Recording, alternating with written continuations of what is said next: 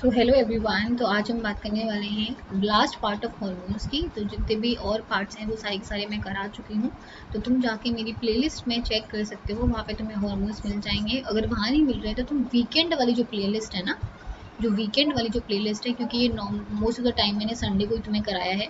तो जो वीकेंड वाली प्लेलिस्ट है वहाँ पे जाके चेक करना। अगर तुम्हें नॉर्मली नहीं मिल रहे हैं तो तुम्हें वहाँ पे पक्का से मिल जाएंगे, ठीक है। अगर मैं फ्री क्लासेस की बात करती हूँ तो मेरी यूट्यूब पे फ्री क्लासेस होती हैं तुम्हारे साथ, और मेरी होती है अनअकैडमी पे फ्री क्लासेस। तो अगर यूट्यूब की मैं बात करती हूँ तो एक सुबह 10:30 पे होती है और एक शाम को 4 बजे होती है। जो 10:30 वाली जो क्लास होती है वहाँ पे मैं प्रीवियस क्वेश्चंस कराती हूँ। तो मैं वहाँ पे जितने भी इंपॉर्टेंट क्वेश्चंस होते हैं वो सारे के सारे हम वहाँ पे रिवाइज करते हैं। और नॉर्मली 4 बजे जो क्लास होती है तुम्हारी रेगुलर क्लास होती है, जहाँ पे तुम्हारा कोर्स पूरी तरह से यहाँ से कंप्लीट कराया जाता है। अगर अनअकैडमी पे बात करती हूँ तो यहाँ पे भी मेरी फ्री क्लासेस होती हैं, जिन्हें हम बोलते हैं स्पेशल क्लासेस, ठीक है। स्पेशल क्लासेस होती है वहाँ पे। अगर तुम्हें वो क्लासेस भी ज्वाइन करनी है तो आप वो क्लासेस भी ज्वाइन कर सकते हैं। आपको करना क्या है, प्ले स्टोर पे जाना है और प्ले स्टोर पे जाने के बाद आपको अनअकैडमी ऐप को डाउनलोड करना है। आप जैसे ही अनअकैडमी ऐप को डाउनलोड करेंगे आपको कुमकुम गौतम सर्च करना है और सर्च करने के बाद फॉलो कर लेना है। तो जब भी मेरी क्लास होगी आपके पास नोटिफिकेशन आ जाएगा और आप उस क्लास को ज्वाइन कर पाएंगे। तो आप ये कर सकते हैं। सेकेंडली, अगर मैं प्लस क्लासेस की बात करती हूँ या फिर जो पेड क्लासेस अगर उनकी बात करती हूँ तो आपको अनअकैडमी ऐप पे प्लस क्लासेस मिलती हैं, जहाँ पे आपको रेगुलर पढ़ाया जाता है। आपकी वहाँ पे रेगुलर क्लासेस होती हैं, आपका सारा कोर्स कंप्लीट कराया जाता है। आपको वहाँ पे जो नोट्स हैं वो PDF फॉर्मेट में प्रोवाइड करते जाते हैं। आपको वहाँ पे प्रैक्टिस कराई जाती है, ठीक है। प्रैक्टिस कैसे कराई जाती है, आपके मॉक टेस्ट लेके जो है आपकी प्रैक्टिस कराई जाती है और काफ़ी इंपॉर्टेंट क्वेश्चंस वहाँ पे कवर किए जाते हैं। साथ के साथ जो एक पर्टिकुलर टाइम पीरियड में जो आपका कोर्स खत्म होता है उसके बाद क्विजेस कराई जाती हैं। क्विजेस से क्या होता है, आपका प्रॉपर्ली रिवीजन हो जाता है और पता चल जाता है कि आप कहाँ पे लाई कर रहे हैं। तो ये फ़ायदे होते हैं। सबसे इम्पॉर्टेंट फ़ायदा क्या है प्लस क्लासेस का, कि आप जितनी चाहे उतनी लाइव क्लासेस ले सकते हैं। मतलब आपको सिर्फ मेरी क्लासेस नहीं मिलेंगी लाइव, आपको जितने CSI UGC नेट के एजुकेटर्स हैं आपको सबकी लाइव क्लासेस मिलती हैं। तो सिर्फ मेरी नहीं मिलने वाली, आपको सबकी लाइव क्लासेस मिलती हैं। तो आप ये इसलिए इसको ज्वाइन कर सकते हैं। साथ के साथ अगर मैं अपने क्रैश कोर्स की बात करती हूँ तो मेरा वहाँ पे क्रैश कोर्स चल रहा है तुम्हारा एग्ज़ाम के लिए बहुत इंपॉर्टेंट है। तो ये 2 अक्टूबर से ऑलरेडी स्टार्ट हो चुका है। अगर किसी बच्चे को इसको ज्वाइन करना है तो वो भी इसको ज्वाइन कर सकता है। यहाँ पे मैं जितने भी इम्पॉर्टेंट टॉपिक हैं वो सारे के सारे आपके कवर करा रही हूँ, तो आप इसलिए उसको ज्वाइन कर सकते हैं। आपको लॉगिन करना है, लॉगिन करने के बाद आपको लेना है सब्सक्रिप्शन। अगर आप प्लस पे आना चाहते हैं तो ध्यान रखना है यहाँ पे गेट ESC ना लिखा हो, I am sorry, get ESC ना लिखा हो, यहाँ पे CSI UGC नेट लिखा होना चाहिए। उसके बाद आपको क्लिक करना है। आप जैसे ही क्लिक करेंगे आपको फिर मंथ का प्लान चूज करना है कि आपको कितने मंथ का प्लान लेना है। आप 1 मंथ का लेना चाहते हैं, 3 मंथ्स का लेना चाहते हैं, 6 मंथ्स का लेना चाहते हैं, 12 मंथ्स या फिर 24 मंथ्स का। तो जो भी बच्चे नवंबर के लिए प्रिपेयर कर रहे हैं वो 1 मंथ का ले सकते हैं। इससे क्या होगा, आपका रिवीजन हो जाएगा। रिवीजन के साथ साथ आपके जो इंपॉर्टेंट टॉपिक्स हैं यहाँ पे कवर हो जाएंगे और आपको काफ़ी अच्छी प्रैक्टिस हो जाएगी। साथ के साथ अगर बच्चे आगे के लिए प्रिपेयर करें तो वो 6 मंथ्स का भी ले सकते हैं और 12 मंथ्स का भी ले सकते हैं। तो 12 मंथ्स वाले में क्या फ़ायदा होता है, एक तो अमाउंट का डिफरेंस ज़्यादा नहीं है, अबाउट 11,550 आपको पे करना है और आपका प्रॉपर्ली रेगुलर कोर्स वहाँ पे कंप्लीट होगा। तो आपका रिवीजन प्रॉपर्ली होगा, आपकी प्रैक्टिस प्रॉपर्ली होगी, तो आपका JRF में अच्छे रैंक आने के पूरे अच्छे चांसेस होते हैं। आप यहाँ पे एक रेफरल कोड अप्लाई कर सकते हैं। जो रेफरल कोड होगा वो होगा कुमकुम 10, दैट इज KUM 10। आपको देन अप्लाई करना है, देन करना है प्रोसीड टू पे। आप कुमकुम 10 जैसे अप्लाई करेंगे आपको 10% ऑफ मिल जाएगा और अबाउट 10,395 को पे करना होता है। आप पेमेंट जो है डेबिट कार्ड के थ्रू भी कर सकते हैं, EMI के थ्रू भी कर सकते हैं, UPI वॉलेट या नेट बैंकिंग के थ्रू कर सकते हैं। यहाँ पे नो कॉस्ट EMI वाला ऑप्शन है, मतलब आपको कोई भी इंटरेस्ट देने की ज़रूरत नहीं होती है। आप जो ये पैसे हैं वो इंस्टॉलमेंट में भी पे कर सकते हैं, कम कम थोड़ा थोड़ा करके पे कर सकते हैं। अबाउट 866 रुपीज़ पर मंथ पड़ता है आपको, तो आप ऐसे पे कर सकते हैं। आपको करना क्या है, अनअकैडमी ऐप पे जाना है, CSI UGC नेट को सर्च करना है और सब्सक्रिप्शन लेना है बाय अप्लाइंग कुमकुम 10, जिसके बाद आपको 10% ऑफ मिलेगा। और मेरे कोर्सेज के साथ साथ जितने भी CSI UGC नेट के एजुकेटर्स हैं आपको सबके सब के जो कोर्सेज हैं वो आपको मिलते हैं, आप जितनी चाहे उतनी लाइव क्लासेस ले पाते हैं। तो अगर आपको ये ज्वाइन करना है तो आप ये कर सकते हैं। तो मैं ऑलमोस्ट सॉरी मैं सारे के सारे ऑलमोस्ट मैं सारे हॉर्मोन्स करा चुकी हूँ। तो कुछ हॉर्मोन्स तुम्हारे रह गए थे जहाँ पे मैं आज थायराइड ग्लैंड वाला जो कराने वाली हूँ, विच इज़ वेरी इंपॉर्टेंट। यहाँ पे क्वेश्चन आता ही आता है, और इसके बाद जो वीडियो एक रिलीज होने वाली है इसमें मैं तुम्हें क्वेश्चंस कराने वाली हूँ। These are the previous year questions. क्या है? प्रीवियस ईयर क्वेश्चंस हैं जो आपको कराने वाली हूँ। इससे क्या होगा, आपका सारा का सारा टॉपिक जो है यहाँ से कवर हो जाएगा। तो पूरे प्रीवियस ईयर क्वेश्चन तुम सॉल्व कर लेना, तो तुम्हें समझ में आ जाएगा कि कहाँ से आपको कैसे पढ़ना था। मैंने सारा चीज़ें यहाँ से कवर करा दी हैं। अगर फिर भी लगता है तो फिर तुम मुझे कमेंट बॉक्स में कुछ भी सजेशन देना है तो तुम दे सकते हो। अगर थायराइड ग्लैंड की बात करती हूँ तो तुम्हारे इधर प्रेजेंट होते हैं, ठीक है, located on either side of larynx. तो लेरिंग्स के दोनों साइड में, इधर साइड में तुम्हारे थायराइड ग्लैंड प्रेजेंट होते हैं, which is very important position याद रखनी है। They contain a tyrosine based hormones which is very important. तो ये जो हॉर्मोन्स होते हैं तुम्हारे टायरोसिन बेस्ड हॉर्मोन्स होते हैं। तो तुम्हें टायरोसिन से मैंने उस दिन बताया था कि एपिनेफ्रिन बन रहा है तुम्हारा, नॉर एपिनेफ्रिन बन रहा है तुम्हारा, डोपामीन बन रहा है। तो टायरोसिन से जो तुम्हारा बनता है थायराइड हॉर्मोन्स भी बनते हैं, जो तुम्हारा T3 होता है या फिर T4 होता है, ठीक है। तो ये दोनों चीज़ें बनती हैं। And this is a largest endocrine gland. अगर तुम बोलो सबसे बड़ी ग्लैंड कौन सी है तो तुम लिवर बोलने वाले हो, लेकिन अगर एंडोक्राइन ग्लैंड की अगर बात करोगे तो सबसे बड़ी जो है तुम्हारी थायराइड ग्लैंड जो है सबसे बड़ी एंडोक्राइन ग्लैंड है। Thyroid hormone receptor exist in the nucleus which is very important, बहुत ज़्यादा इंपॉर्टेंट है। अगर मैं स्टेरॉयड हार्मोन्स की बात करती हूँ, ठीक है, ये काफ़ी बार मैंने क्वेश्चन भी कराया तुम्हें। स्टेरॉयड अगर हार्मोन्स की बात करती हूँ, जिनका प्रिकर्सर जो नॉर्मली कौन होता है, तुम्हारा जो कोलेस्ट्रॉल होता है वो इनका प्रिकर्सर होता है। स्टेरॉयडल हार्मोन कौन से हो गए तुम्हारे, टेस्टोस्टेरॉन हो गया, ईस्ट्रोजन हो गया। तो ये सारे के सारे क्या होते हैं तुम्हारे स्टेरॉयडल हार्मोन होते हैं, और क्योंकि ये कोलेस्ट्रॉल से फॉर्म होते हैं, उसका प्रिकर्सर कोलेस्ट्रॉल होता है, इसलिए इन्हें स्टेरॉयडल हार्मोन्स भी बोला जाता है। ये स्टेरॉयडल हार्मोन्स होते हैं, अगर तुम्हारी ये मेम्ब्रेन प्रेजेंट है तो इन्हें किसी भी मेम्ब्रेन रिसेप्टर की ज़रूरत नहीं होती है, क्योंकि हाइड्रोफोबिक नेचर के तो ईजिली क्रॉस कर जाते हैं। तो ईजिली क्रॉस कर जाते हैं वो साइटोप्लाज्म में जाके अपने रिसेप्टर से बाइंड करते हैं, फिर न्यूक्लियस में जाते हैं और अपना फंक्शन शो करते हैं। तो टेस्टोस्टेरॉन हो गया तुम्हारा, ईस्ट्रोजन हो गया तुम्हारा, एक डायोसोन हो गया, ये सारे के सारे जो हॉर्मोन्स हैं इन्हें मेम्ब्रेन रिसेप्टर की कोई भी ज़रूरत नहीं होती है, डायरेक्टली साइटोप्लाज्म में चले जाते हैं। लेकिन अगर मैं थायराइड ग्लैंड की बात करती हूँ तो जितने भी थायराइड हार्मोन्स होते हैं उनके जो रिसेप्टर प्रेजेंट होते हैं न्यूक्लियस में प्रेजेंट होते हैं। कहाँ पे प्रेजेंट होते हैं? न्यूक्लियस में प्रेजेंट होते हैं। तो ये चीज़ ध्यान में रखनी है कि न्यूक्लियस में ये पाए जाएंगे। अब क्या होता है, अगर थायराइड ग्लैंड की बात करती हूँ तो तुम्हारा थायराइड ग्लैंड में बहुत सारे हार्मोन्स फॉर्म होते हैं। तो हम दो की बात करने वाले हैं क्योंकि वही मेन है, इन्हीं के बारे में बात करने वाले हैं। तो दो टाइप के हार्मोन्स प्रोड्यूस होते हैं, तो इनके पास डिफरेंट डिफरेंट सेल्स होती हैं जो डिफरेंट डिफरेंट हार्मोन्स को रिलीज करती हैं। जैसे तुम्हें मैंने बताया था जो पेनक्रियाज होता है, ठीक है, उसमें अल्फा सेल्स होती हैं, उसमें बीटा सेल्स होती हैं, उसमें डेल्टा सेल होती हैं। तो डिफरेंट डिफरेंट सेल की डिफरेंट डिफरेंट हार्मोन रिलीज करे थी। वैसे ही यहाँ पे बहुत अलग अलग सेल्स होती हैं, अलग अलग हार्मोन रिलीज करने वाली हैं, और मेनली 2 हार्मोन्स की हम बात करने वाले हैं। और 2 ही हार्मोन रिलीज होते हैं और इतना कोई भी यहाँ से रिलीज नहीं होता है। अब क्या होता है, एक होती है फॉलिकुलर सेल और एक होती है पैरा फॉलिकुलर सेल्स, ठीक है। फॉलिकुलर सेल जो होती है वो सिंपल क्यूबॉइडल एपिथेलियम होती है। अब मैं दिखा देती हूँ एक बार कैसी होती हैं। अगर फॉलिकुलर सेल की बात करते हैं तो ये तुम्हारी फॉलिकुलर सेल्स होती हैं, जो तुम्हारे एक फॉलिकुलर सेल बेसिकली रिस्पॉन्सिबल होती हैं तुम्हारे थायराइड हार्मोन्स को रिलीज करने के लिए, ठीक है। थायराइड हार्मोन्स जो है वो यहाँ से रिलीज हो जाते हैं। अब कुछ आपस में, कुछ साइड में तुम्हारी एक्सेसरी सेल पड़ी होती हैं, एक्स्ट्रा सेल पड़ी होती हैं, जिन्हें बोला जाता है तुम्हारा पैरा फॉलिकुलर सेल। क्या बोला जाता है? Parafollicular cell.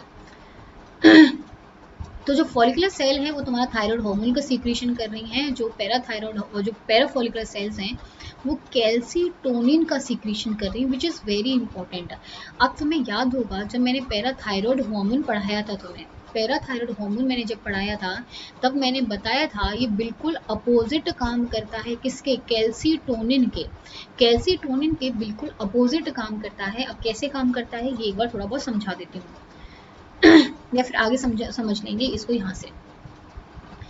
Calcitonin hormone की अगर मैं बात करती हूँ तो ये तुम्हारे पैराफॉलिकुलर जो सेल्स हैं जिन्हें हम सी सेल्स भी बोलते हैं, वेरी इंपॉर्टेंट, इन्हें सी सेल्स भी बोला जाता है और पैराफॉलिकुलर सेल्स भी बोला जाता है। तो ये जो सेल्स हैं तुम्हारी कैल्सीटोनिन को बनाने में हेल्प करते हैं, कैल्सीटोनिन का फॉर्मेशन करते हैं। ये जो हार्मोन है तुम्हारा बिल्कुल अपोजिट काम करता है किसके, पैराथायरॉयड हार्मोन के। जैसे मैंने बताया था कि जो पैराथायरॉयड हार्मोन होता है वो क्या करता है, तुम्हारे ब्लड में जो कैल्शियम आयन की कॉन्सेंट्रेशन है उसको इंक्रीज करता है और जो बोन में जो कैल्शियम प्रेजेंट है उससे वहाँ से निकाल देता है, तो वहाँ पे कम कर देता है। लेकिन कैल्सीटोनिन क्या करता है, ये जो ब्लड वाला कैल्शियम है उसको बोन में डिपोजिशन कराना स्टार्ट करता है। तो जो बोन का कैल्शियम इंक्रीज करेगा उसे बोला जाएगा कैल्सीटोनिन। और जो तुम्हारा ब्लड में कैल्शियम को इंक्रीज करेगा, रेगुलेट करेगा, वो होगा तुम्हारा parathyroid hormone, which is very important. दोनों का अपोजिट इफेक्ट है तो तुम्हें पता होना चाहिए। From the chemical point of view it is a 32 amino acid long peptide and the whole molecule determine its biological activity. तो ऐसा नहीं है कि कुछ पार्ट को क्लीव होना है तब काम करेगा, नहीं। जो 32 अमाइनो एसिड का लॉन्ग पेप्टाइड है वो तुम्हारा होल मॉलिक्यूल जो है एक बायोलॉजिकल एक्टिविटी को डिटरमाइन करता है। Calcitonin decreases the plasma level of the calcium. तो वेरी इंपॉर्टेंट, ये क्या करता है, तुम्हारे जो ब्लड कैल्शियम है, ठीक है, ब्लड कैल्शियम हो गया या फिर प्लाज्मा का जो कैल्शियम लेवल है उसको रेगुलेट करता है, उसको क्या करेगा, डाउन रेगुलेट करता है, डिक्रीज करता है और बोन में जो तुम्हारा कैल्शियम है उसको ट्रांसपोर्ट करने में हेल्प करने वाला है। Inhibition of ionised calcium absorption from the intestine. तो इंटेस्टाइन से भी तुम्हारा जो कैल्शियम का एब्जॉर्प्शन है उसको भी तुम्हारा इनिबिट करता है, आयनाइज्ड कैल्शियम एब्जॉर्प्शन को भी इनिबिट करने वाला है। Inhibition of calcium reabsorption in the renal tubuli तो वहाँ पे भी तुम्हारा इनिबिट करता है। इनिबिशन ऑफ ऑस्टियोक्लास्ट एक्टिविटी, तो क्या करेगा, बेसिकली तुम्हारे जो बोन का कैल्शियम है ना उसको मेंटेन करने की कोशिश करेगा और जो प्लाज्मा कॉन्सेंट्रेशन है कैल्शियम आयन का उसको कम रखने की कोशिश करता है। अगर मेरा कैल्शियम का रीएब्जॉर्प्शन होने लग जाएगा इंटेस्टाइन में, रीनल ट्यूबुलाई में, तो क्या होगा, मेरा ब्लड का कैल्शियम इंक्रीज हो जाएगा। तो ये क्या करता है, ब्लड के कैल्शियम को कम करता है, इसलिए इस चीज़ को भी इनिबिट कर रहा है और इस चीज़ को भी इनिबिट कर रहा है। ऑस्टियोक्लास्ट एक्टिविटी का मतलब क्या होता है, जब बोन का ब्रेक डाउन होने लग जाता है, जो बोन अगर ब्रेकिंग डाउन हो रही है या फिर कैल्शियम वहाँ से रिलीज हो रहा है उस चीज़ को भी इनिबिट करने वाला है, क्योंकि मेन काम तो इसका यही है कि कैल्शियम को बोन में डालना है, तो इनिबिशन तो करने वाला है इन चीज़ों का। तो इन तीनों चीज़ों का ये इनिबिशन करता है। हाई कॉन्सेंट्रेशन ऑफ कैल्सीटोनिन, अगर तुम्हारे कैल्सीटोनिन की बहुत ज़्यादा कॉन्सेंट्रेशन हो जाएगी तो क्या होगा कि तुम्हारा urinary excretion of calcium and the phosphate by the renal tubules. क्यों, देखो कैल्सीटोनिन क्या कर रहा है, तुम्हारे कैल्शियम आयन की कॉन्सेंट्रेशन को तुम्हारे बोन्स में बढ़ा रहा है, ठीक है। बोन्स में बढ़ाने के बाद कैल्शियम की कॉन्सेंट्रेशन जो है वो ब्लड में तुम्हारी कम कर रहा है, ठीक है, ब्लड में कम कर रहा है। अब अगर तुम्हारा रीनल ट्यूब्यूल में रीएब्जॉर्प्शन होता है, अगर कैल्शियम आयन का बहुत ज़्यादा रीएब्जॉर्प्शन हो जाएगा तो तुम्हारी जो ब्लड में जो कैल्शियम आयन की कॉन्सेंट्रेशन जो कम थी वो तुम्हारी बढ़ जाएगी तो इसका उल्टा काम हो जाएगा, तो वो तो कोशिश करेगा उसको कम रखने के लिए, उसका काम ही यही उसको कम रखना है। तो अगर मेरा कैल्सीटोनिन बहुत ज़्यादा बढ़ जाता है, बॉडी में बहुत ज़्यादा अमाउंट में बढ़ जाता है, तो जो कैल्शियम है उसका रीएब्जॉर्प्शन पॉसिबल नहीं हो पाता है। अगर रीएब्जॉर्प्शन नहीं हो पाएगा तो तुम्हारा कहाँ पे चला जाएगा, यूरिनरी एक्सक्रीशन के थ्रू तुम्हारा बॉडी से बाहर निकलना स्टार्ट हो जाता है। इस चीज़ को ध्यान में रखना है, किसको तुम्हारा इनिबिट कर रहा है और किसको तुम्हारा हेल्प कर रहा है। अब बात करते हैं हम थायराइड हार्मोन की, ठीक है। और अगर मैं कैल्सीटोनिन की बात करती हूँ तो इसको तुम्हारा हाइपोथैलेमस का कोई भी रेगुलेशन नहीं रोक रहा है, उसको जो रेगुलेट कर रहा है वो कैल्शियम आयन की जो कॉन्सेंट्रेशन है वो वहाँ पे रेगुलेट कर रही है। मतलब अगर मेरी बोन में कैल्शियम की कॉन्सेंट्रेशन कम हो जाती है तो मेरा कैल्सीटोनिन क्या हो जाता है, एक्टिवेट हो जाता है। ऐसे एक्टिवेट हो जाएगा तो हाइपोथैलेमस का कोई भी इंपॉर्टेंट रोल नहीं होता इस कैल्सीटोनिन के फॉर्मेशन में, इसको ध्यान में रखना है एक्टिवेशन में। बेसिकली अगर मैं बात करती हूँ अब थायराइड हार्मोन्स की, तो थायराइड हार्मोन्स बेसिकली जो होते हैं तुम्हारे फॉलिकुलर सेल्स बनाती हैं, ठीक है, ये तुम्हें पता चल गया। थायराइड हार्मोन जो होते हैं वो तुम्हारे जो फॉर्म करते हैं वो T3 बनाएगा और T4 बनाने वाले हैं, ठीक है, try iodothyronine and tetra iodothyronine. अब क्या होता है, मतलब आयोडीन जो है बहुत इंपॉर्टेंट पार्ट प्ले करने वाला है, बिना आयोडीन के ये तुम्हारे ना T3 बनने वाला है ना T4 बनने वाला है। तो इसका पाथवे हम बिल्कुल डिटेल में देखेंगे, पहले हम थोड़ा बहुत समझ लेते हैं। क्या होता है तुम्हारा जो हाइपोथैलेमस है, क्योंकि मैंने बताया था ये क्या करता है, रिलीजिंग हार्मोन रिलीज करेगा या फिर इनिबिटरी हार्मोन रिलीज करेगा। तो हाइपोथैलेमस क्या करता है, एक हार्मोन रिलीज करता है which is a thyrotropic releasing hormone. मतलब क्या हुआ, एक ऐसा हार्मोन रिलीज करा गया है जो तुम्हारा हाइपोथैलेमस से डायरेक्टली रेगुलेटेड है और रिलीजिंग हार्मोन है जो आगे तुम्हारे थायराइड ग्लैंड को इनिशिएट करने वाला है और उनको बोलने वाला है कि प्लीज अपना हार्मोन यहाँ से निकालो। पिट्यूटरी के पास जाता है फंक्शन कि देखो ये हो गया है और तुम्हें अब थायराइड हार्मोन रिलीज करवाना है। वहाँ पे होता है, वहाँ से जो रिलीज होगा, जो तुम्हारे पिट्यूटरी से जो रिलीज होगा वो होगा थायराइड स्टिमुलेटिंग हार्मोन। तो ये थायरोटॉपिक स्टिमुलेटिंग हार्मोन जो होगा वहाँ से रिलीज होने वाला है, which we called TSH hormone, यहाँ से रिलीज होने वाला है। ये जो हार्मोन रिलीज होगा उसके बाद तुम्हारी जो थायराइड ग्लैंड के फॉलिकुलर सेल्स हैं, ठीक है, कौन सी सेल है, थायराइड ग्लैंड के जो फॉलिकुलर सेल्स हैं वहाँ पे फंक्शन करने वाला है। वहाँ पे फंक्शन करेगा, T4 बनाएगा, फिर T3 बनाएगा। T4 जो होता है काफ़ी अमाउंट में फॉर्म होता है, लेकिन जो एक्टिव फॉर्म होती है वो होती है तुम्हारी T3 जो होती है तुम्हारी एक्टिव फॉर्म होती है। अब T3 और T4 का होगा, ब्लड स्ट्रीम के थ्रू जाएंगे तुम्हारे लिवर में, डिफरेंट पार्ट्स में जाएंगे, टारगेट टिश्यूज में जाते हैं और अपना फंक्शन शो करते हैं। अब क्या होता है, यहाँ पे होता है नेगेटिव रेगुलेशन भी होता है, यहाँ पे रेगुलेशन भी प्रॉपर है, क्योंकि क्या होगा अगर तुम्हारा T4 की कॉन्सेंट्रेशन बहुत ज़्यादा बढ़ जाएगी, क्योंकि मैंने बताया T4 की कॉन्सेंट्रेशन बहुत ज़्यादा होती है कि पहले वो बनता है उसके बाद उसकी एक्टिव फॉर्म बनती है विच इज़ T3। तो अगर तुम्हारी T4 की कॉन्सेंट्रेशन बहुत ज़्यादा हो जाएगी तो वो नेगेटिवली रेगुलेट करती है, वो TSH को बोलेगी प्लीज़ अब मत बनाओ, मैं बहुत बन चुका हूँ, मेरे पास ऑलरेडी बहुत कॉन्सेंट्रेशन है, अब मैं कहाँ रखूँ उस हार्मोन को, कहाँ टारगेट पे भेजूँ, तो उसको बोलता है प्लीज़ अब कम बनाओ। वैसे ही हाइपोथैलेमस को भी सिग्नल जाता है कि अब तुम प्लीज़ कम बनाओ, अब बहुत बन चुका है। तो ये चीज़ याद रखनी है कि कैसे बन रहा है। तुम्हारा TRH होता है, रिलीज होता है हाइपोथैलेमस से, पिट्यूटरी पे काम करेगा, पिट्यूटरी से उसके बाद TSH पे जाएगा, TSH पे जाने के बाद थायराइड ग्लैंड को बोलेगा T3 निकालो या फिर T4 निकालो। Thyroid hormones are the two hormones which are produced and released by the thyroid gland. एक होता है T3 which we call triiodothyronine, एक होता है T4 जिसे बोलते हैं टेट्रा आइडोथायरोनिन या फिर बोलते हैं थायरोक्सिन हार्मोन। क्या बोलते हैं, थायरोक्सिन हार्मोन भी तुम्हारे T4 को बोला जाता है। They are tyrosine based hormones responsible for regulation of the metabolism। तो ये चीज़ याद रखना है कि मेटाबॉलिज्म को रेगुलेट करने वाले हैं, तो बहुत इंपॉर्टेंट पार्ट प्ले करते हैं अगर मैं मेटाबॉलिज्म की बात करती हूँ तो। T3 and the T4 are the partially composed of iodine। तो आयोडीन से कंपोज होते हैं, क्योंकि आयोडीन जो होता है बहुत इंपॉर्टेंट पार्ट प्ले करता है। अगर इनका कोई भी स्ट्रक्चर जो पूरा करेगा वो कौन होगा, तुम्हारा आयोडीन जो है बहुत इंपॉर्टेंट पार्ट प्ले करेगा T3 और T4 के फॉर्मेशन में। तो हम ये पढ़ लेते हैं, ये बहुत ज़्यादा इंपॉर्टेंट है, इसका पूरा फंक्शन पढ़ेंगे, कैसे इसका काम होता है, कैसे इसका फॉर्मेशन होता है, T3 कैसे फॉर्म होता है, T4 कैसे फॉर्म होता है, तो सारा पढ़ने वाले हैं।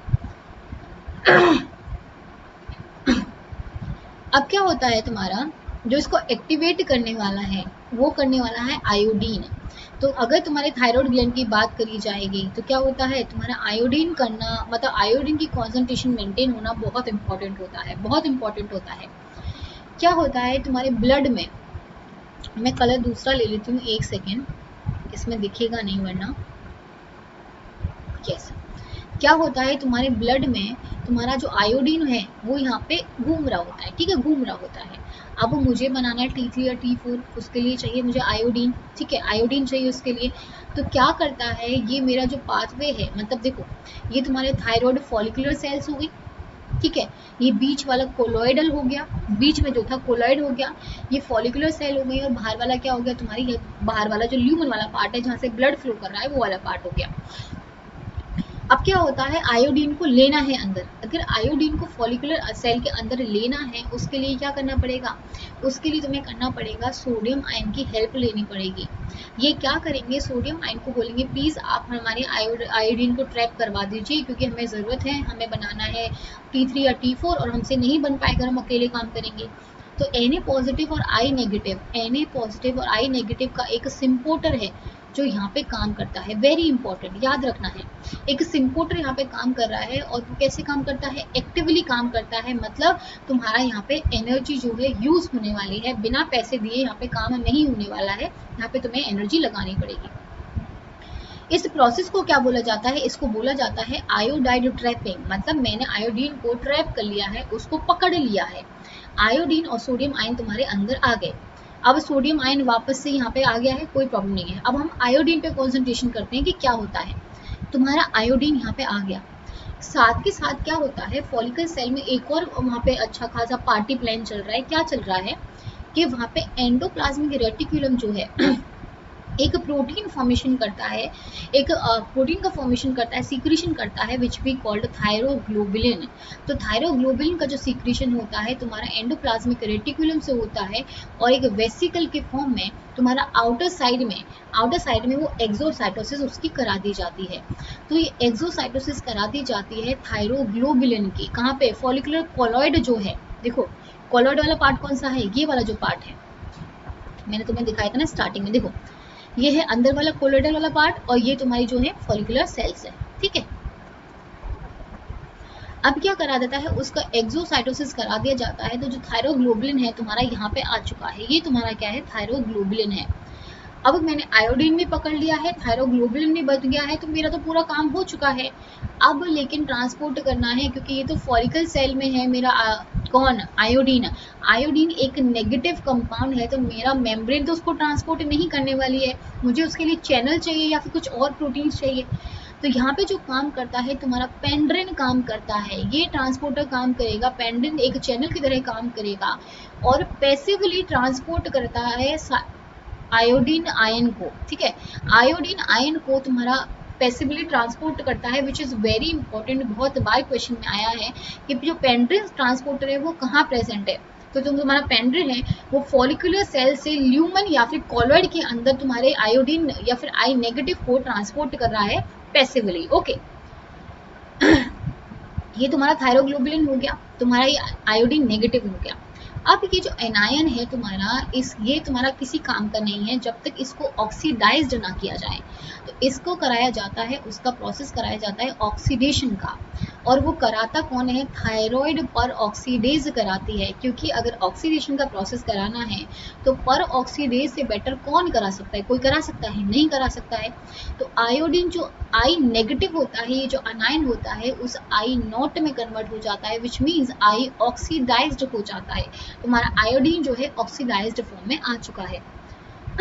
यहाँ तुमने थायरोग्लोबुलिन बना लिया था, यहाँ पे आई जो नेगेटिव है वो ऑक्सीडाइज्ड हो चुका है। अब क्या होता है, अब प्रोसेस होता है आयोडीनेशन का। मतलब क्या है, अब तुम्हारा आयोडीन जो है इसके साथ बाइंड करने वाला है, इसके साथ बाइंड करने वाला है। तो तुम देखो तुम्हारा आयोडीन यहाँ पे आके बाइंड करेगा, ये बाइंड करेगा तुम्हारा आयोडीन मॉलिक्यूल्स। देखो ये आके बाइंड करके पर्पल कलर के तुम्हारे जो आयोडीन मॉलिक्यूल्स हैं यहाँ पे आके बाइंड कर चुके हैं। अब क्या होता है, तुम्हारा कॉन्जुगेशन होता है। कॉन्जुगेशन में क्या होता है कि तुम्हारा जो OH वगैरह जो यहाँ पे काफ़ी वो प्रेजेंट थे, अब कॉन्जुगेशन होके पूरा अच्छा फॉर्मेशन हो जाता है। मतलब जो तुम्हारा बनने लायक जो चीज़ें थी यहाँ पे फॉर्म हो जाती हैं। कॉन्जुगेशन के बाद तुम्हारा होता है, क्योंकि अब उसको ट्रांसपोर्ट करना है किस में, ब्लड में। अब उसको बाहर निकलना पड़ेगा, बाहर निकलने के लिए बहुत सारे प्रोसेस यूज होंगे। तो जो पहला प्रोसेस होता है बाहर निकलने के लिए वो होता है एंडोसाइटोसिस। इसको एक वेसिकल के अंदर ले लिया जाता है, ठीक है, एंडोसाइटोसिस कर लिया जाता है, इसको अंदर ले लिया जाता है। बाद में ये जो वेसिकल है यहाँ से क्लीव हो जाएगा और एक वेसिकल के फॉर्म में यहाँ पे आ जाएगा, ठीक है। जैसे ही आएगा उसके बाद होगा प्रोटियोलिसिस। प्रोटियोलिसिस में क्या होगा, तुम्हारा T4 बनेगा विच बी कॉल्ड थायरोक्सिन हार्मोन, और बनेगा T3। T3 क्यों बना है, क्योंकि यहाँ पे जो आयोडीन मॉलिक्यूल हैं वो 3 है, 1 2 3, ठीक है। तो टायरोसिन जो मॉलिक्यूल्स हैं, 2 मॉलिक्यूल्स यूनिट कंबाइन है और तुम्हारे 3 आयोडीन मॉलिक्यूल यहाँ पे लगे हुए हैं। अगर तुम थायरोक्सिन देखोगे, T4 देखोगे, तो यहाँ पे आयोडीन मॉलिक्यूल कितने हैं, 1 2 3 और 4, 4 तुम्हारे मॉलिक्यूल्स हैं आयोडीन के, तो तुम्हारे T4 बन गया है और T3 बन गया है। अब इन्हें ब्लड में ट्रांसपोर्ट होना है। ब्लड में ट्रांसपोर्ट होने के लिए एक ट्रांसपोर्टर चाहिए होता है which we called MCT, that is mono carboxylase. Mono carboxylase transporter होता है which we require to transport the T3 and T4 into the blood. तो अगर मैं ब्लड में ट्रांसपोर्ट करना चाहती हूँ then we required a mono carboxylase transporter. तो एक बार मैं जल्दी जल्दी इसको रिपीट कर देती हूँ, तो जिसकी वजह से तुम्हें सारा का सारा यहाँ से क्लियर हो जाएगा। Okay, just listen to me. अब हमारा आयोडीन आया, आयोडीन के साथ sodium ion is required because मुझे ट्रांसपोर्ट करना है, एक्टिवली ट्रांसपोर्ट करना है आयोडीन मॉलिक्यूल को into the follicular cell. Why? Because we need to make a T3 और T4। उसके लिए मुझे क्या चाहिए, आयोडीन चाहिए। अब क्या होता है, आई नेगेटिव मेरा ब्लड में घूम रहा होता है, मुझे क्या करना होता है, आयोडाइड का ट्रैपिंग करना पड़ेगा। लेकिन ये ट्रैपिंग जो होती है एक्टिवली होती है, पैसा चाहिए मुझे इसके लिए। और NiNA मतलब सोडियम और आयोडीन का जो सिम्पोर्टर है इसमें हेल्प करता है। आयोडीन और सोडियम का सिम्पोर्टर क्या करेगा, आयोडीन को यहाँ पे ला देगा। साथ के साथ एक और प्रोसेस क्या चल रही होती है, तुम्हारा जो एंडोप्लाज्मिक रेटिकुलम होता है वो थायरोग्लोबुलिन को फॉर्मेशन करेगा। ये थायरोग्लोबुलिन जो होती है एक्सोसाइटोसिस होने के बाद में तुम्हारे फॉलिकल कॉलॉइड में आ जाती है। अब मुझे आई नेगेटिव भी चाहिए था। आई नेगेटिव को जो ट्रांसपोर्ट करता है पेंड्रिन करता है, जो पैसिवली ट्रांसपोर्ट करेगा, तो तुम्हारा आई नेगेटिव यहाँ पे आ जाता है। लेकिन आई नेगेटिव जब तक बाइंड नहीं कर सकता है थायरोग्लोबुलिन से, जब तक वो ऑक्सीडाइज्ड फॉर्म में नहीं आएगा। तो जो थायराइड पर ऑक्सीडेज होती है वो तुम्हारा उसका ऑक्सीडेशन कराएगी, उसको ऑक्सीडाइज्ड फॉर्म में लेके आ जाएगी। तो तुम्हारा थायरोग्लोबुलिन और तुम्हारा जो आयोडीन जो ऑक्सीडाइज्ड है वो दोनों एकदम कंबाइन हो जाएंगे by the process of iodination. तो आयोडीनेशन वाला प्रोसेस होगा जिसमें कंबाइन हो जाएंगे। उसके बाद कॉन्जुगेशन वाला प्रोसेस होता है, थोड़ा इधर उधर मूवमेंट होता है जो उसके स्ट्रक्चर के लिए चाहिए। उसके बाद एंडोसाइटोसिस होता है और एंडोसाइटोसिस के बाद होता है proteolysis in which the T4 molecule will form and the T3 molecule will form. ये दोनों के दोनों फॉर्म हो जाएंगे और MCT के through which is a mono carboxylase transporter के थ्रू ब्लड में चले जाएंगे और तुम्हारे डिफरेंट डिफरेंट बॉडी पार्ट्स पे काम करेंगे, टारगेट सेल्स पे काम करने वाले हैं। अब ये हो गया तुम्हारा सारा का सारा पाथवे, तो इसको ध्यान में रखना है। अब हम देख लेते हैं इसके फंक्शन क्या होते हैं। देखो, major form of thyroid hormone in the blood is thyroxine. तो तुम्हें जैसे मैंने बताया कि जो थायरोक्सिन हार्मोन होता है, जो T4 जो होता है, उसकी हाफ लाइफ भी बहुत ज़्यादा है, बहुत ज़्यादा है और बहुत अमाउंट में भी बनता है। लेकिन अगर T3 की बात करूँगी, इसकी जो हाफ लाइफ होती है वो थोड़ी कम होती है as compare to the T4। लेकिन जो T3 होता है वो तुम्हारा मेटाबॉलिकली एक्टिव होता है। मतलब ऐसा तुमने सुना होगा, जो काम वाली चीज़ है वो कम बन रही है, जो इतनी ज़्यादा वाली काम वाली चीज़ नहीं वो ज़्यादा बन रही है, उसकी लॉन्गर लाइफ स्पैन है। तो वैसे याद रखना है, T3 जो है तुम्हारा मेटाबॉलिकली एक्टिव है, इसलिए उसकी जो हाफ लाइफ है वो तुम्हारी कम है।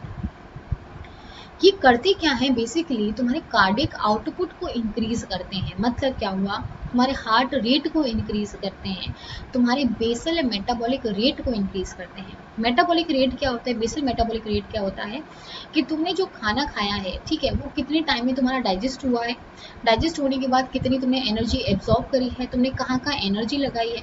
तो जिसका भी बेसल मेटाबॉलिक रेट होता है, मतलब जिसका कैटाबॉलिक प्रॉपर्टी और एनाबॉलिक प्रॉपर्टी, मतलब किसी चीज़ को तोड़ने की प्रॉपर्टी और किसी से एनर्जी फॉर्म करने की प्रॉपर्टी अगर बहुत अच्छी है किसी बॉडी में, तो उसकी मेटाबॉलिक जो एक्टिविटी होती है काफ़ी अच्छी होती है। जैसे तुमने सुना होगा कुछ कुछ जो पतली पतली लड़कियां होती हैं वो बहुत खाती हैं, उसके बाद भी वो बिल्कुल पतली रहती हैं, उनको कोई इफेक्ट नहीं पड़ता है, कोई वेट गेन नहीं होता है। मतलब उनका जो बेसल मेटाबॉलिक रेट है वो काफ़ी अच्छा है, काफ़ी अच्छा है। बॉडी जो है बहुत अच्छे से वहाँ पे काम कर रही है, तुम्हारे खाने को कहीं भी मतलब स्टोर नहीं होने दे रही है। वहाँ पे कोई तुम्हारी जो कैटाबॉलिक प्रॉपर्टी है, जो एनाबॉलिक प्रॉपर्टी है, बहुत अच्छी से फंक्शन कर रही होती हैं। तो उनका हार्ट रेट भी अच्छा होता है, इंक्रीजेस होता है, और कार्डिक आउटपुट भी काफ़ी अच्छा होता है। It stimulate the sodium ion and the potassium ion permeability. तो परमेबिलिटी दोनों की इंक्रीज करेंगे। सबसे इम्पॉर्टेंट क्या है, ये तुम्हारे कैटिकोलामाइंस की जो एक्टिविटी होती है, मतलब सिंपैथेटिक एक्टिविटी जो है उसको भी इंक्रीज करते हैं। तुम्हें सिंपैथेटिक एक्टिविटी को इंक्रीज कर रहे हैं। जैसे तुम्हें दिख रहा है कि ऑब्वियसली अगर तुम्हारा कार्डिक आउटपुट इंक्रीज हो रहा है, ठीक है, तुम्हारा हार्ट रेट इंक्रीज हो रहा है, दैट मीन्स तुम्हारी सिंपैथेटिक एक्टिविटी जो है वो काफ़ी अच्छी हो रही है। तो ये सिंपैथेटिक एक्टिविटी को इंक्रीज करते हैं तुम्हारे कैटेकोलामाइंस, मतलब एपिनेफ्रिन और नॉर एपिनेफ्रिन की सीक्रेशन को भी मतलब सपोर्ट करने वाले हैं, उसकी इंक्रीज करने वाले हैं उनकी एक्टिविटी को भी। Thyroxine and the iodine stimulate the spectacular apoptosis of the cell of the larval gills, tail and fins in the amphibian metamorphosis. Now this is very important. ठीक है, मैं इसको डिटेल में डिस्कस नहीं कर रही हूँ पर बता देती हूँ। देखो, तो थायरोक्सिन और आयोडीन जो होते हैं, जो दोनों साथ में मिलकर जो T3 T4 जो फॉर्मेशन हो रही है बेसिकली, ये क्या करते हैं जब तुम्हारे एम्फीबियन में मेटामॉर्फोसिस होती है, मतलब जब तुम्हारा लार्वा जो है एडल्ट में कन्वर्ट होता है, ठीक है, जब लार्वा तुम्हारा एडल्ट में कन्वर्ट होता है उस टाइम पे जो होता है मेटामॉर्फोसिस होता है, काफ़ी सारे चेंजेस आते हैं, बायोकेमिकल चेंजेस हो गए, फिजियोलॉजिकल चेंजेस हो गए, सारे के सारे चेंजेस आते हैं वहाँ पे। और ये चेंजेस के लिए जो रिस्पॉन्सिबल होता है, ये जो हॉर्मोन्स हैं, जो T3 और T4 जो हॉर्मोन्स हैं वो रिस्पॉन्सिबल होते हैं। वहाँ पे तुम्हारे टेल का रीएब्जॉर्प्शन हो जाता है, लावल गिल्स वहाँ पे हट जाते हैं, फिन्स वहाँ से हट जाते हैं, तो बहुत कुछ मेटामॉर्फोसिस होता है। तो ये जो होता है वो रिस्पॉन्सिबल होता है, कौन इसके लिए रिस्पॉन्सिबल होता है, जो T3 और T4 जो तुम्हारे हॉर्मोन्स हैं ये इस चीज़ के लिए रिस्पॉन्सिबल होते हैं। इस चीज़ को ध्यान में रखना है, वेरी इंपॉर्टेंट। एक इम्पॉर्टेंट चीज़ है जो तुम्हारी यहाँ पे पूछी जाती है, वो मैं अभी यहीं पर डिस्कस कर लेती हूँ। इसे बोला जाता है थायराइड स्टिमुलेटिंग इम्यूनोग्लोबिन्स, ठीक है, विच वी कॉल TSI। ये क्वेश्चन आया हुआ है तो ध्यान में रखना है। थायराइड स्टिमुलेटिंग इम्यूनोग्लोबुलिन की अगर मैं बात करती हूँ, एक फॉर्म ऑफ इम्यूनोग्लोबुलिन है, मतलब IgG की एक फॉर्म है। TSI जो है एक IgG की एक फॉर्म है, जो तुम्हारा थायरोट्रोपिन रिलीजिंग स्टिमुलेटिंग जो हार्मोन है उसके साथ जो रिसेप्टर है उनके साथ बाइंड कर जाती है, ठीक है, बाइंड कर जाती है। TSI क्या करती है, मिमिक करती है एक्शन ऑफ द TSH। मतलब क्या हुआ, जहाँ पे जिस रिसेप्टर पे तुम्हारे TSH को बाइंड करना चाहिए था वो वहाँ पे तुम्हारे TSI बाइंड कर रहा है। क्यों? क्योंकि ये इसके जो स्ट्रक्चर है उसको मिमिक कर रहा है, उसके एक्शन को मिमिक कर रहा है TSI, causing the excess secretion of thyroxine and triiodothyronine। तो TSH क्या था, अगर TSH मेरा बाइंड होता था रिसेप्टर से तो वो चीज़ों को रेगुलेट करता था, वो जितना अमाउंट मुझे वो चीज़ें चाहिए वो उतना ही तुम्हारा रिलीज कर रहा था। लेकिन ये TSI क्या करता है तुम्हारा, ये तुम्हारा TSH के रिसेप्टर से बाइंड करेगा, उसको मिमिक करेगा। अब इन TSH के रिसेप्टर को तो नहीं पता कि TSI आया है या फिर TSH आया है, वो इसको एक्टिवेट रखते हैं, इस रिसेप्टर की जो रिसेप्टिविटी है उसे एक्टिवेट रखेगा और तुम्हारा T3 और T4 बहुत अमाउंट में रिलीज करवा दिया जाएगा, बहुत अमाउंट में रिलीज करवा दिया जाता है। तो ये एक चेक किया जाता है कि किसी इंसान के अंदर अगर T3 और T4 की कॉन्सेंट्रेशन बहुत बढ़ जाती है तो TSI का जो लेवल है उसको चेक कर दिया जाता है कि कहीं इसकी वजह से तो नहीं हो रहा है। TSI level is abnormally high in the person with hyperthyroidism due to the Graves' disease। तो उनमें क्या होता है, TSI का लेवल ज़्यादा हो जाता है और वो मिमिक कर रहा है TSH को, तो बहुत सारा हार्मोन वहाँ से प्रोड्यूस करवा दिया जाता है। Largest endocrine gland only the gland which stores hormone in inactive form, which very important। तो एक ऐसी ग्लैंड है जो अपने हार्मोन को एक इनएक्टिव फॉर्म में स्टोर करके रखती है, आयोडीन आएगा उसको एक्टिवेट कर देगा, तो आयोडीन जो है उस जो तुम्हारी इनएक्टिवेट फॉर्म है उसको एक्टिवेट करता है। अब इसकी डिजीजेज इंपॉर्टेंट है, क्वेश्चन में आती हैं, ये तो तुम्हें पता ही होना चाहिए, इसके बिना तो चीज़ें नहीं करके जानी है। हाइपोसीक्रेशन कैन कॉज, अगर हाइपोसीक्रेशन की मैं बात करूंगी मतलब क्या हुआ, अगर मेरा डेफिशिएंसी हो गई, मतलब मेरे पास आयोडीन नहीं आ रहा है, अगर आयोडीन नहीं आ रहा है तो तुम्हारा T3 T4 बन पाएगा क्या, नहीं बन पाएगा। अगर तुम्हारे पास आयोडीन नहीं आ रहा है तो T3 की कॉन्सेंट्रेशन कम, तुम्हारे T4 की कॉन्सेंट्रेशन कम, इसकी वजह से क्या होता है, तुम्हारे जब आता नहीं है, तुम्हारा थायराइड फॉर्मेशन नहीं होता है तो तुम्हारे जो थायराइड टिश्यूज़ हैं वो एनलार्ज हो जाते हैं, वो कोशिश करते हैं कहीं से भी आयोडीन आ जाए, लेकिन वो उसके चक्करों में वो एनलार्ज हो जाते हैं और उनको कहीं से भी आयोडीन नहीं मिल पाता है, and will cause a disease which we known as a simple goiter, वो कॉज कर सकता है। तो जब तुम्हारी डेफिशिएंसी हो जाती है आयोडीन की, which lead to the decrease production of T3 and the T4 caused a goitre disease. Very important, ध्यान में रखना है इसको। Second is hypothyroidism. हाइपोथायरॉयडिज्म मतलब क्या हो गया, जब तुम्हारा जो थायराइड हॉर्मोन्स हैं अगर उनका सीक्रेशन कम हो रहा है किसी और वजह से, ठीक है, किसी और वजह से अगर सीक्रेशन कम हो रहा है, इसे बोला जाता है क्रेटिज्म या फिर मिक्सोडीमा। अब ये दोनों नाम याद रखने हैं। सीएम चीफ मिनिस्टर जो है उनको हाइपोथायरॉयडिज्म है, मतलब क्रेटिज्म और मिक्सोडीमा जो है तुम्हारा हाइपोथायरॉयडिज्म में उसको इंक्लूड किया जाता है इन डिजीजेस को, इसको ध्यान में रखना है। विच इज ये जो नेक्स्ट डिजीज है बहुत इंपॉर्टेंट है, which we called Hashimoto disease. ये बहुत बार एग्जाम में आया हुआ है कि ऐसी कौन सी डिजीज है जो तुम्हारा ऑटो इम्यून डिजीज होती है थायराइड ग्लैंड में। तो जो थायराइड ग्लैंड की ऑटो इम्यून डिजीज है उसको बोलते हैं हाशिमोटो डिजीज। देखो एक बार क्वेश्चन आया हुआ था कि हाशिमोटो डिजीज जो है, हाशिमोटो जो डिजीज है वो किसकी ऑटो इम्यून डिजीज है या फिर किस ऑर्गन में या फिर किस ग्लैंड में हो सकती है। तो ये थायराइड ग्लैंड का एक पार्ट है जहाँ पे ऑटो इम्यून है, खुद की सेल्स पे काम करना स्टार्ट कर देती है, खुद की सेल्स को मारना स्टार्ट कर देती है, तो एक ऑटो इम्यून डिजीज है। अगर हम हाइपर सीक्रेशन की बात करेंगे, हाइपर का मतलब होता है जब कोई भी चीज़ बहुत ज़्यादा सीक्रेट होती है। हाइपर मतलब बहुत ज़्यादा हाइपर है, बहुत चीज़ें हाई हाई बहुत ज़्यादा कॉन्सेंट्रेशन में बन रही हैं। तो हाइपर सीक्रेशन का होता है जब बहुत चीज़ें बहुत अमाउंट में बनती हैं, then we called hyper secretion. तो अगर मेरे थायराइड हार्मोन का हाइपर सीक्रेशन हो जाता है when they produce in larger amount, then we called hyper secretion of thyroid hormones. अब ये क्या कॉज कर सकते हैं, तुम्हारे ग्रेव्स डिजीज कॉज सकते हैं। दिस इज वेरी इंपॉर्टेंट, यहाँ से क्वेश्चन आया हुआ है।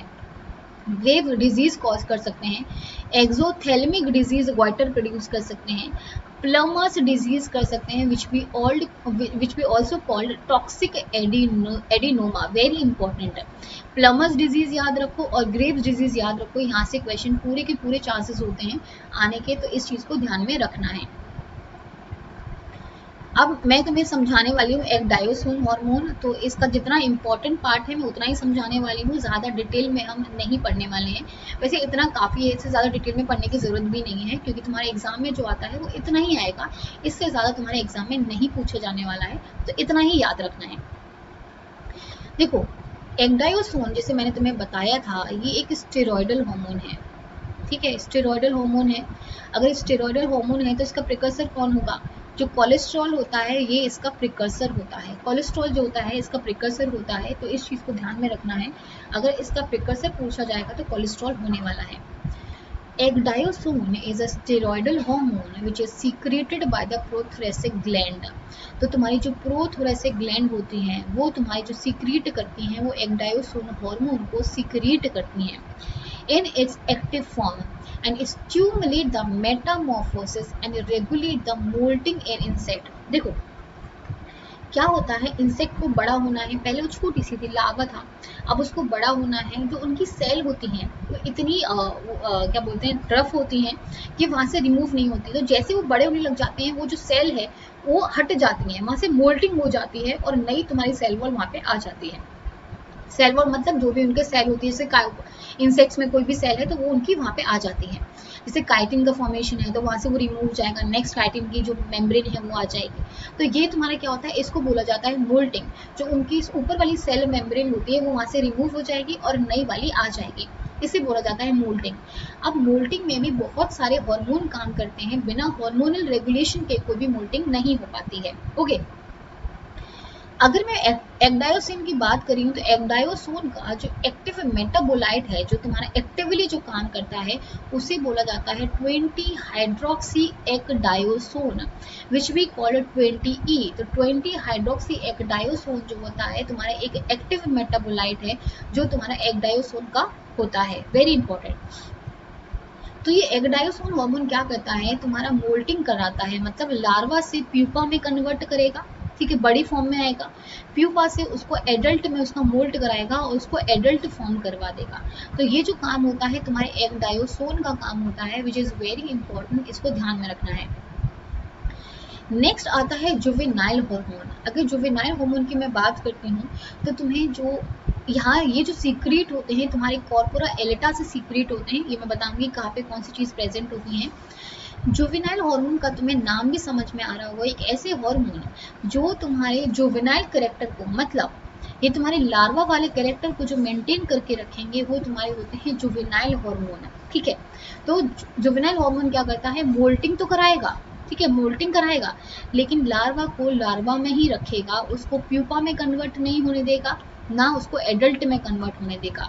तो जहाँ पे भी जिस जुवेनाइल हार्मोन की कॉन्सेंट्रेशन अगर ज़्यादा होगी तो ये ज़्यादा इफेक्टिव होने वाला है और लार्वा को लार्वा में ही कंप्लीट कराने वाला है, मोल्ट कराने वाला है, प्यूपा और एडल्ट में कन्वर्ट नहीं होने देगा। अब हम देख लेते हैं पूरा ये graph, which is very important. Graph in the sense मतलब पूरा फिगर देख लेते हैं कैसे ही फॉर्म होते हैं। देखो ये है तुम्हारा कौन सा, ये तुम्हारा जो पार्ट है, ठीक है, इस पार्ट से क्या होता है, तुम्हारा निकलता है कॉर्पोरा एलेटा और एक होता है कॉर्पोरा कार्डियकम, ठीक है, ये होता है तुम्हारा कॉर्पोरा एलेटा और ये होता है कॉर्पोरा कार्डियकम।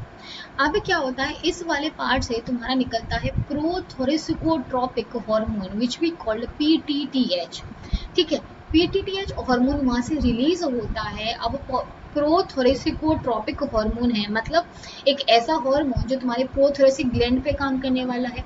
तो ये क्या करता है, तुम्हारे प्रोथोरेसिक ग्लैंड पे काम करेगा, ठीक है, प्रोथोरेसिक ग्लैंड पे काम करेगा। कॉर्पोरा कार्डियकम से निकला है, ये तुम्हारा प्रोथोरेसिक ग्लैंड पे काम करने वाला है और तुम्हारे एक्डायोसोन जो हार्मोन है उसको फॉर्मेशन में हेल्प करता है, उसका सिक्रीशन करा दी कौन, जो प्रोथोरेसिक ग्लैंड है वो तुम्हारा एक्डायोसोन का सिक्रीशन करा देती है, विच इज़ वेरी इंपॉर्टेंट, ध्यान में रखना है।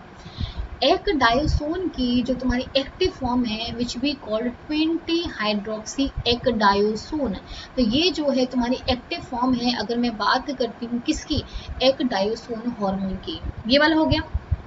अब कॉर्पोरा एलिटा से जो निकलता है वो तुम्हारा निकलता है जुवेनाइल हार्मोन और एक लिपिड नेचर का होता है, तो ये जो लिपिड नेचर का है, जबकि तुम्हारा एक्डायोसोन जो है तुम्हारा स्टेरॉयडल नेचर का है, ठीक है, स्टेरॉयडल नेचर का है, वो तुम्हारा लिपिड नेचर का है। अब ये जुवेनाइल हार्मोन क्या करता है, ये तुम्हारे जुवेनाइल हार्मोन के जो रिसेप्टर्स होते हैं, जो तुम्हारे रिसेप्टर प्रेजेंट होते हैं उन पे जाके बाइंड कर जाता है। जैसे ये बाइंड करेगा तुम्हारा क्या होता है, लार्वा का मोल्ट होगा, लेकिन जो लार्वा का मोल्ट होता है वो लार्वा में ही कन्वर्ट होता है। ओके, अब ये समझना है कि ये चीज़ें हो कैसे रही हैं।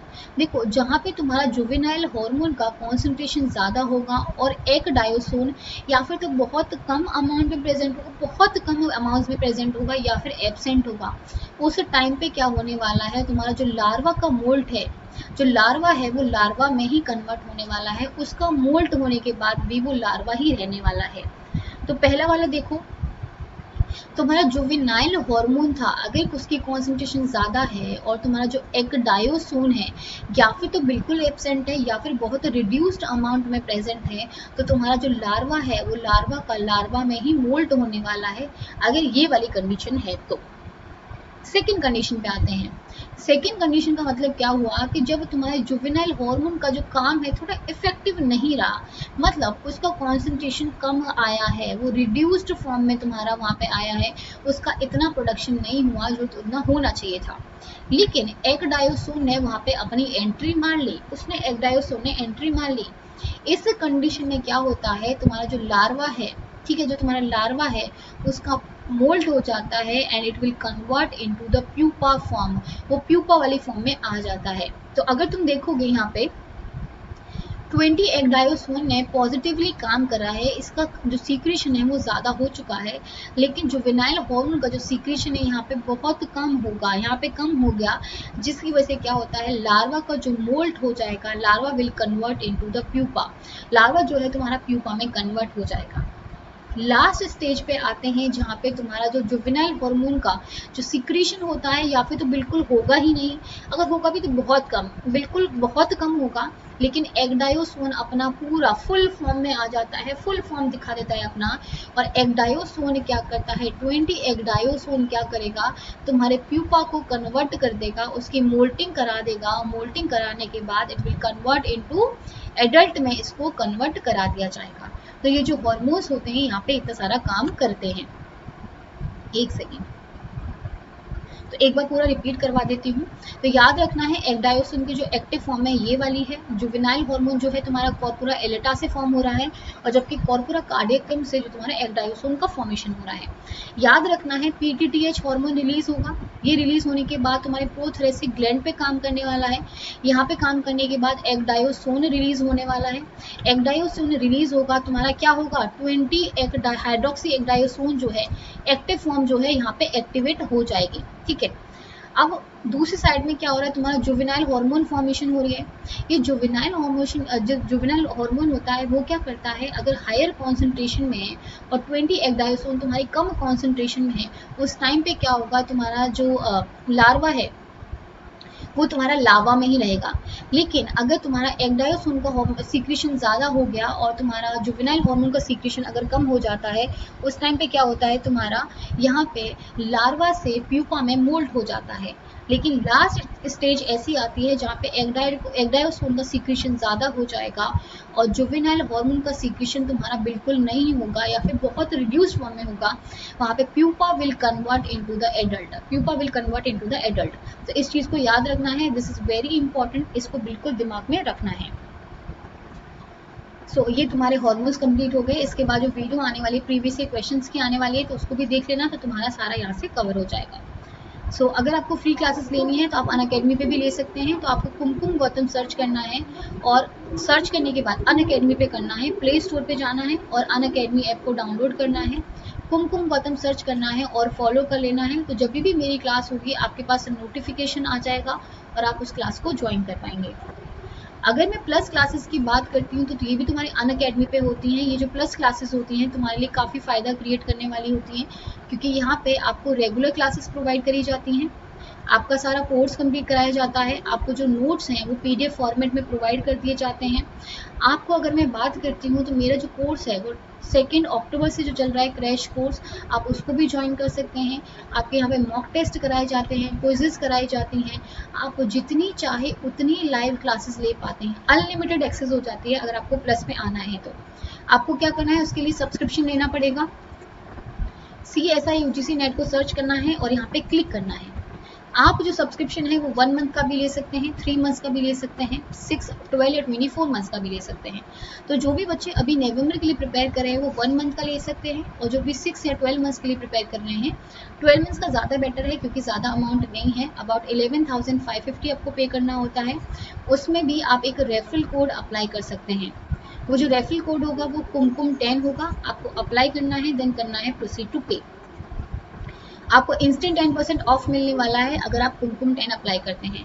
आप जो पेमेंट है वो डेबिट कार्ड के थ्रू भी कर सकते हैं, EMI के थ्रू भी कर सकते हैं, UPI वॉलेट या नेट बैंकिंग के थ्रू कर सकते हैं। तो अगर किसी बच्चे की फाइनेंशियल प्रॉब्लम है या फिर नॉर्मली भी कोई प्रॉब्लम है तो आप EMI के थ्रू कर सकते हैं। यहाँ पे आपसे कोई भी एक्स्ट्रा इंटरेस्ट नहीं लिया जाता है, आप जो पैसे हैं इंस्टॉलमेंट में पे कर सकते हैं। आपको क्या करना है, 866 रुपीज़ पर मंथ पड़ेगा। तो आप अगर प्लस को ज्वाइन करना चाहते हैं तो आप इसको ज्वाइन कर पाएंगे। आपको करना क्या है, अनअकैडमी ऐप पे जाना है, CSI UGC नेट को सर्च करना है और सब्सक्रिप्शन लेना है बाय अप्लाइंग कुमकुम 10, जिसके बाद आपको 10% ऑफ मिलेगा। और मेरे कोर्सेज के साथ साथ जितने भी CSI UGC नेट के टीचर्स हैं आपको सबके कोर्सेज मिलते हैं, तो आपको अगर ये लेना है तो आप ले सकते हैं। So thank you so much everyone, thank you.